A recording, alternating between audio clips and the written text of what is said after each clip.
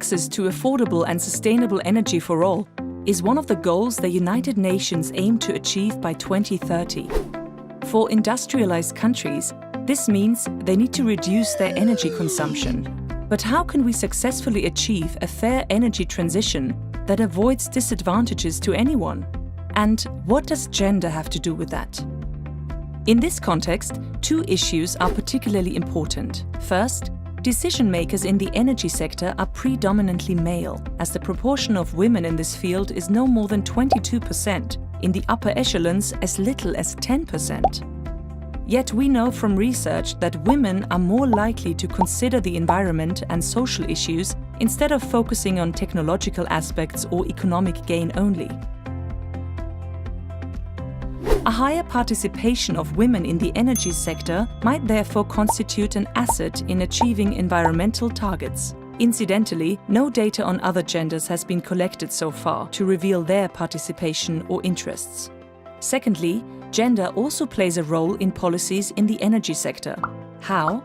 In the industrialized countries, the two major energy consumers are traffic and industry, followed by private households.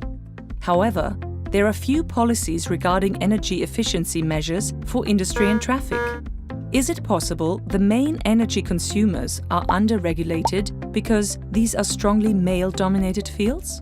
Because things are very different for households. Here, research is conducted in order to achieve a change in consumer behavior. New technologies and incentive systems are being developed. This means, for example, time-variable tariff models that cause household activities with high energy consumption to be postponed to the hours where there is a surplus of solar and wind power, for example, when electricity is least expensive.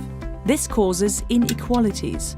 In most cases, domestic work is not shared equally between men and women. Such energy-saving measures in households thus often lead to increasing the workload of women.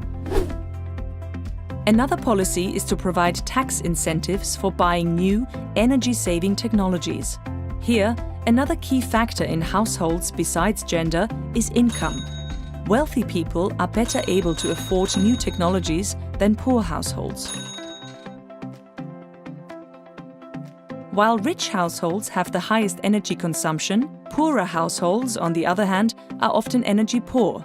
This means they have a very low income with higher than average energy expenses.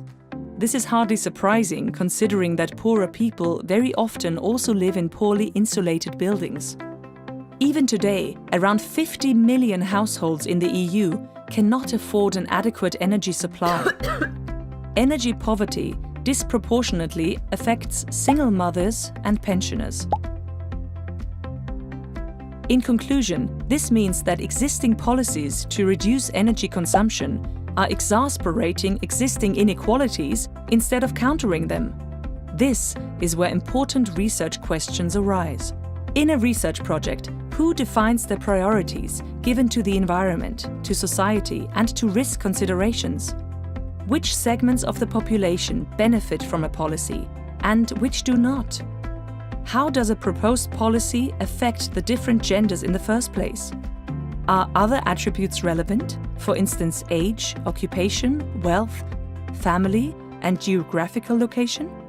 It is important to address these issues now that we stand at the beginning of the energy transition, because they are the key to a fair reduction of our energy consumption. The starting point of any research in this field should be: what kind of world do we want to live in?